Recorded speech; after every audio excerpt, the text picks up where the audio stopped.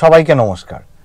Last ভিডিওতে আমি আপনাদের কাছে কথা রেখেছিলাম যে আপনারা যে সমস্ত প্রশ্নগুলো আমাকে করেন সেগুলো অনেক সময় এরকম হয় যে আমি একটা ছোট রিলস বলে ওগুলোকে না শর্টস বলে সেগুলো দিয়ে আমি উত্তর দেওয়ার চেষ্টা করি, আবার কখনো লিখেও জবাব দিয়ে দিই, কিন্তু অনেক ক্ষেত্রে প্রশ্নগুলোর জবাব দেওয়া হয়ে ওঠে না। তাই কিছু প্রশ্নকে আমি কম্পাইল করেছি। প্রথম প্রশ্নটা নিয়ে নিই, মিস্টার জেডি করেছেন, I am a Volkswagen Polo lover, please যদি বলেন নিউ পোলো কবে লঞ্চ করবে ইন্ডিয়ান মার্কেটে। এবার কথা হচ্ছে যে পোলো গাড়িটা 2011 থেকে 2020 ফিগার যদি আপনি দেখেন, 2011 সালে 38,000-এর মতো সেল হয়েছিল সারা বছরে, তারপর 2012-য় 36,000, 2013-য় আরও কমে গেল, এরকমভাবে কমতে কমতে 2020 সালে, মানে প্রত্যেক বছরই কমেছে, কমতে কমতে 2020 সালে 11,000-এর মতো সেল হয়েছিল, 11,473টা ইউনিট মনে হয় সেল হয়েছিল। হ্যাঁ, এবার সেই গাড়িটা বেচে ফক্সওয়াগন কোম্পানি সেরকম কোনো লাভ হচ্ছিল না ইন্ডিয়াতে, তো সেই জন্যই সেই গাড়িও ডিসকন্টিনিউ হয়ে গেল। তো সেই গাড়িকে ইন্ডিয়াতে আনার এই মুহূর্তে ফক্সওয়াগনের কোনো ইচ্ছে নেই, মানে কোনো রকম প্ল্যানিংই নেই পোলোকে আনার। হ্যাঁ, আপনি শুনতে পারেন যে জিটিআই ভার্সান নয়, নন জিটিআই ভার্সানটা লঞ্চ করতে পারে ফক্সওয়াগন, কিন্তু সেটারও কোনো খবর পাক্কা কিছু নেই।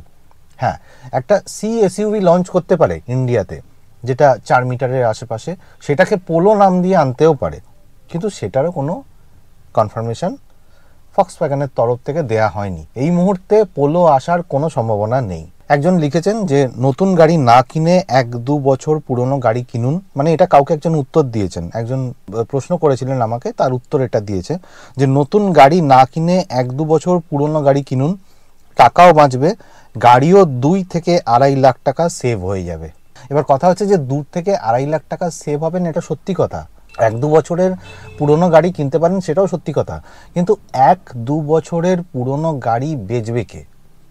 সেই রকম লোকই বেচবে যাদের যে গাড়িটা পুরনো হয়েছে 1 বছর বা 2 বছর, তারা গাড়িটা সম্পর্কে স্যাটিসফাইড নয়, কিংবা গাড়িটায় যে সমস্ত জিনিসগুলো তার চাহিদা ছিল সেই চাহিদাগুলো মেটেনি। সুতরাং কেনার সময় এইটা মাথায় রাখবেন যে যে গাড়িটা বিক্রি করছে বিক্রেতা, তাকে অবশ্যই জিজ্ঞেস করবেন যে সে গাড়িটা কেন বিক্রি করতে চাইছে, তার কি কি অসুবিধে হচ্ছে। হতে পারে যে সে লোনও রিপেমেন্ট করতে পারছে না, সেই জন্যও বেচে দিতে পারে, তো অনেকগুলো কারণ হতে পারে। কেনার সময় যদি এরকম গাড়ি পান তাহলে খুবই ভালো কথা, কিন্তু কেনার সময় অবশ্যই এই জিনিসগুলো দেখবেন যে গাড়ি বারবার সমস্যা দিচ্ছে না তো, এই গাড়ির সার্ভিস সেন্টার ভালো তো, এই সমস্ত ফ্যাক্টরগুলো তো রয়েছেই। সৌম্যদীপ বারিক ইনি লিখেছেন যে Mitsubishi eclipse is far better then Creta, I have used it in Spain. It was 2021 model. Excellent driving dynamics along with superb build quality. যাই হোক, তো এই কথাটা হঠাৎ এসছে কেন আমি বলছি আপনাদেরকে, কারণ লাস্টে মিৎসুবিশি সম্পর্কে আমি একটা ভিডিও করেছিলাম যে মিৎসুবিশি ইন্ডিয়াতে আসতে পারে কি না, ইন্ডিয়াতে এলে কিভাবে আসবে, মিৎসুবিশি যদি গাড়ি লঞ্চ করে ইন্ডিয়াতে তাহলে সাকসেসফুল হবে কি না, এই সমস্ত নিয়ে একটা মোটামুটি রিসার্চ টাইপের বা কেস স্টাডি টাইপের একটা ভিডিও ছিল। তো সেই ভিডিওটা দেখে, সেই ভিডিওতে আমি এরকম বলেও ছিলাম যে মিৎসুবিশি এক্লিপস যদি ইন্ডিয়াতে আসে তাহলে ক্রেটারকে কম্পিটিশানে ফেলে দেবে। মানে ক্রেটা চালিয়ে উনি যে আনন্দটা পেয়েছেন, এক্লিপস গাড়ি স্পেনে চালিয়ে তার থেকে বেশি আনন্দ পেয়েছেন। অর্থাৎ এটা পয়েন্ট টু বি নোটেড, এরকম টাইপের মানে ভিউয়ার্স আমার বিশেষ করে পছন্দ, যারা আমার ভিডিও দেখার পরে নিজের যুক্তিটাও রাখে, এবং এটাই আমার ভালো লেগেছে যে এক্লিপস উনি চালিয়েছেন, এক্লিপস তো আমি চালাইনি, মানে এরকম টাইপের ভিউয়ার্স আমার দরকার, যারা সত্যিকারে গাড়িটা ভালোবাসে, গাড়ি সম্পর্কে যারা ইন্টারেস্ট রাখে। তো নেক্সট প্রশ্নে চলে যাই। কৌশিক ব্যানার্জি উনি বলছেন যে I am having sedan Chevrolet Sail for the last 10 years, doing very good performance with full satisfaction, within 6 months I will change it for another sedan. শেভরলেটের সেল চালিয়ে উনি খুবই খুশি। Since I like sedan cars, not small or SUV type, উনি SUV type বা hatchback type চাইছেন না, সিদানই চাইছেন। Please suggest me whether I go for Virtus or Verna. এই কোশ্চেনটা আমি আগে বহুবার পেয়েছি যে ভার্টাস গাড়ি ভালো না ভার্না গাড়ি ভালো, মানে এমন একটা পজিশন তৈরি হয়েছে সিদানের যে 4 মিটারের বড় গাড়িগুলো আছে, তার মধ্যে হন্ডা সিটি, ভার্না, ভার্টাস, স্ল্যাভিয়া, এই 4টে গাড়ি মেনলি আছে। এই 4টে গাড়ির মধ্যে মেনলি ভার্না আর ভার্টাস নিয়ে সব থেকে বেশি কোশ্চেন আসে যে কোন গাড়িটা নেবো। ব্যাপারটা হচ্ছে যে আপনি ভার্নাও নিতে পারেন, ভার্টাসও নিতে পারেন। এবার ভার্না আর ভার্টাসের মধ্যে ক্যাটাগরিক্যালি কি কি পার্থক্য রয়েছে সেটা একটু বলে দেওয়া দরকার। ওনার একটা বাজেট আছে, যে বাজেটে ভার্নার সম্ভবত এস ভার্সনটা আসবে, Verner S 1.5 petrol manual transmission গাড়িটা আসবে। তো সেটার দাম মোটামুটি 14.06 লাখের মতো। আর ওনার এটাই বাজেট মোটামুটি। আর ফক্সওয়াগনের ভাটাস গাড়ি যদি কেনেন তাহলে ওনার বাজেটের মধ্যে comfort line 1.0 TSI manual transmission আসছে, যেটা 13.49 লাখের মতো অন রোড প্রাইস। বিএইচপি নিয়েও কিছু বলার নেই, ও যা বিএইচপি দেন গাড়ি চালাবার সময় সব মাথায় থাকবে না, যদিও নেক টু নেক বিএইচপি এরা প্রদান করে।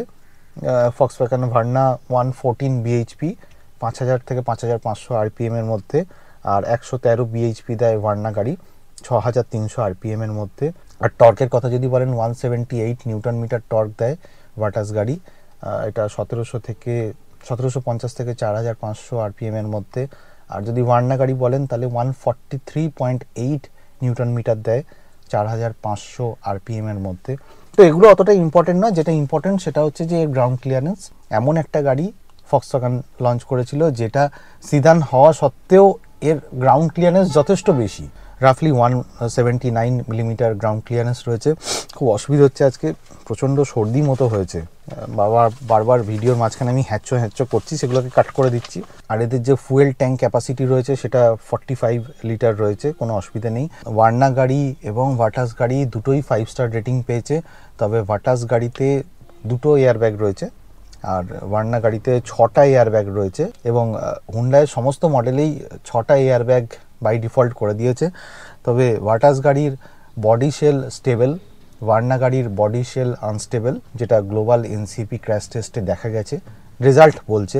সেফটির দিক থেকে, সেফটি কনসার্নের দিক থেকে আপনি ভার্না গাড়িটাকে নিতে পারেন, কিন্তু ভাটাস গাড়িও কম খারাপ নয়। আমি এটাই বলতে চাইছি যে ভাটাস গাড়ি কিন্তু একটা জার্মান ইঞ্জিনিয়ারিং, সুতরাং এই গাড়িটাও পিছিয়ে নেই। এবং এই গাড়িতে অনেকগুলো ফিচার আছে, যেমন ব্রেক অ্যাসিস্ট আছে, যেটা আপনার ভার্না গাড়িতে নেই। আবার এতে হিল হোল্ড কন্ট্রোল নেই, ভার্না গাড়িতে হিল হোল্ড কন্ট্রোল আছে, কিন্তু সেটা সেরকমভাবে দরকারও হয় না আমার মনে হয়, কারণ আপনি রেগুলার পাহাড়ে যাচ্ছেন না, প্রথম কথা। আর আপনি ম্যানুয়াল ট্রান্সমিশন নিয়ে হিল হোল্ড অ্যাসিস্ট করে কি করতে চান? আপনি যদি ক্লাচ ঠিক করে ইউজ করতে জানেন, ব্রেক ঠিক করে ইউজ করতে পারেন, হ্যান্ড ব্রেক ঠিক করে ইউজ করতে পারেন, তাহলে আপনার হিল হোল্ড অ্যাসিস্টের দরকারও নেই, আপনি এমনি গাড়ি চালিয়ে দিতে পারবেন। ভালো গাড়ি চালকের হিল হোল্ড অ্যাসিস্ট দরকার হয় না, যেটা ভার্না গাড়িতে আছে। যাই হোক, অনেকের দরকার হয়, অনেকে ওটা করতে করতে ওটাকেই প্র্যাকটিস করে ফেলেছেন, হিল হোল্ড অ্যাসিস্টটাকে ব্যবহার করা, কিন্তু সেটা ভার্না গাড়িতে আছে, ভাটাস গাড়িতে নেই। আচ্ছা, ক্রুজ কন্ট্রোল ভাটাস গাড়িতে নেই, ভার্না গাড়িতে আছে। এয়ার কন্ডিশন ম্যানুয়াল আছে ভাটাস গাড়িতে, ভার্না গাড়িতে অটোমেটিক ক্লাইমেট কন্ট্রোল আছে। টিপিএমএস আছে আপনার ভাটাস গাড়িতে, ভার্না গাড়িতে টিপিএমএস নেই। আরেকটা মেজর পয়েন্ট যেটা, সেটা হচ্ছে ভাটাস গাড়িতে 360 ডিগ্রি ক্যামেরা নেই, অ্যাডাস ফিচার নেই। সুতরাং সেই দিক থেকে আপনি বিচার করুন যে কোন গাড়িটা আপনি কিনবেন। দুটো গাড়িই কিন্তু খুব ভালো গাড়ি। এবার লাস্টে একটাই কথা বলি, যে আপনি যখন ভাটাস গাড়িটা টেস্ট ড্রাইভে যাবেন তখন দরজাটা খুলে বন্ধ করবেন, কিংবা সামনে যে বনেটটা আছে সেই বনেটটা তুলে নামাবেন, দেখবেন যে ভার্না গাড়ির থেকে কিন্তু এটা অনেক বেশি ভারী। সুতরাং এই ভারী ব্যাপারটাও কিন্তু অনেক কাস্টমার পছন্দ করেন, যেটা আমি জানি না আপনি পছন্দ করবেন কিনা।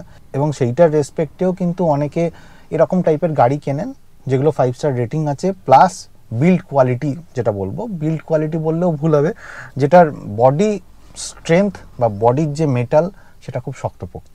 সেটা আপনি দেখে নেবেন কোন গাড়ি কিনবেন। তবে আমাকে যদি বলেন, I will go for Virtus. Verna অনেক এগিয়ে হয়তো, কিন্তু আমি ভাটাসকেই চয়েস করব। কিন্তু আবার ওই কথা, যে আমার কথাই নেবেন না, আপনি আগে নিজে চালিয়ে, নিজে দেখে শুনে বুঝে শুনে তারপর গাড়ি নেবেন। মিস্টার অর্ণব ভট্টাচার্য উনি একটা স্টেটমেন্ট দিয়েছেন ওই মিৎসুবিশি ভিডিওটা দেখার পরে। মিৎসুবিশি ল্যান্সার GLXI এখনও চালাচ্ছি, যদিও আমার সেকেন্ডারি কার, মানে ওনার আরেকটা গাড়ি আছে, বাট আমি ব্যক্তিগতভাবে খুব সন্তুষ্ট গাড়িটাকে নিয়ে। মিৎসুবিশি গাড়ি যথেষ্ট ভালো গাড়ি, এবং সেই জন্য উনি ওনার যে ভিউ পয়েন্টটা কিংবা ওনার যে এক্সপিরিয়েন্সটা সেটা উনি শেয়ার করেছেন। মিস্টার স্বরূপ নন্দী লিখেছেন যে মিৎসুবিশি কি ইভি বানায় না ফ্লেক্স ফুয়েলের মডেল লঞ্চ করবে ইন্ডিয়াতে? ইভি বানায়, IMI ইভি বলে একটা গাড়ি ইউএসএতে চলে, কিন্তু ইন্ডিয়াতে লঞ্চ করবে কিনা সেটা নিয়ে একটু সন্দেহ আছে। আর ফ্লেক্স ফুয়েল তো এই মুহূর্তে আসার কোনো চান্সেস নেই, কোথাও কোনো নিউজ নেই ফ্লেক্স ফুয়েল মিৎসুবিশি আনবে কি আনবে না। মিস্টার দেবব্রত দত্ত লিখেছেন, আমি প্রথমবার একটা গাড়ি কিনতে চাইছি, আমার পছন্দ টাটা নেক্সন, আমার বাজেট 12 লাখ। আপনি যদি সাজেস্ট করেন যে আমার ডিসিশনটা ঠিক আছে কিনা, অন্য কোনো গাড়ি নেবো সেটাও যদি জানান তবে খুব উপকার হয়। টাটা নেক্সন নিতে পারেন, 5 স্টার রেটিংওয়ালা গাড়ি, ভালো গাড়ি। টাটার যে নেক্সন গাড়িটা সেটা ভালো পারফর্মও করছে, মানে সেলের দিক থেকে বলতে গেলে, এবং সেল তখনই হয় যে কোনো গাড়ি যখন তার আফটার সেল সার্ভিসটা কিংবা মার্কেট ফিডব্যাকটা ভালো হয়ে যায়, তখনই গাড়ির সেল ভালো হয়। এছাড়া 5 স্টার রেটিং তো আছেই, গাড়ির বিল্ড কোয়ালিটিও ভালো, শক্তপোক্ত বেশ।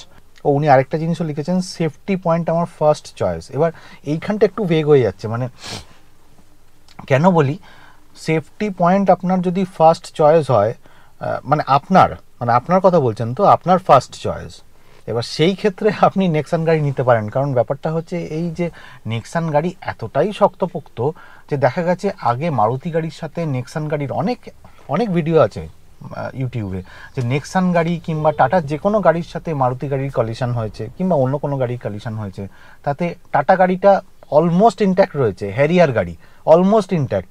অন্য যে গাড়িটা সেটা ড্যামেজ হয়েছে ভালো মতো, বডি যে শেল যে স্ট্রাকচারটা আছে সেটা বেঁকে গেছে, বনেট বেঁকে গেছে, পুরোপুরি তুবড়ে মতো গেছে।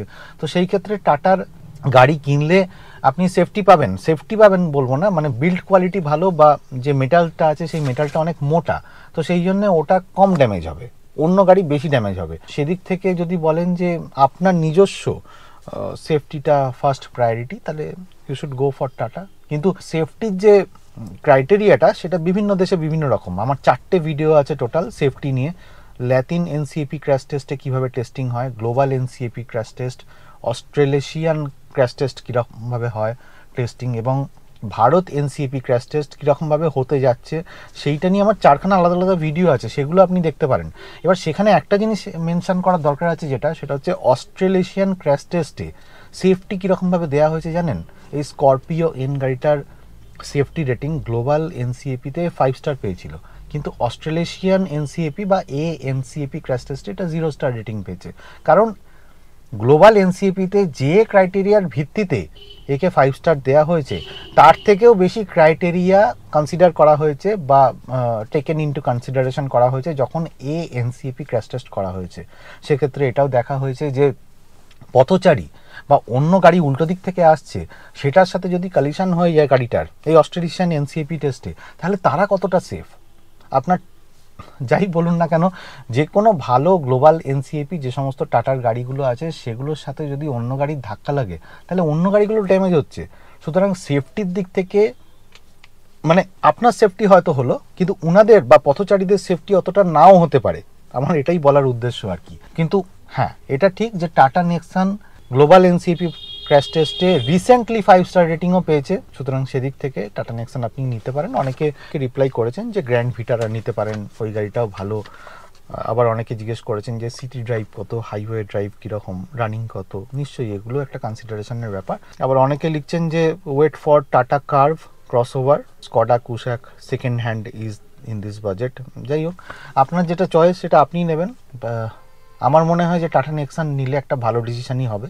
তো এই কটাই কোশ্চেন ছিল, মেজর কোশ্চেন ছিল। ভিডিওটা ভালো লাগলে আপনারা আরও কোশ্চেন করবেন যারা দেখছেন। কাউকে কাউকে আমি ডাইরেক্টলি আনসার দিয়ে দিতে পেরেছি, আর কাউকে কাউকে আমি একটা দিশা অ্যাটলিস্ট দিয়ে দিতে পেরেছি, যাতে করে তারা একটা ম্যাচিওর ডিসিশন নিতে পারে। ভিডিওটা শেষ করলাম এখানেই।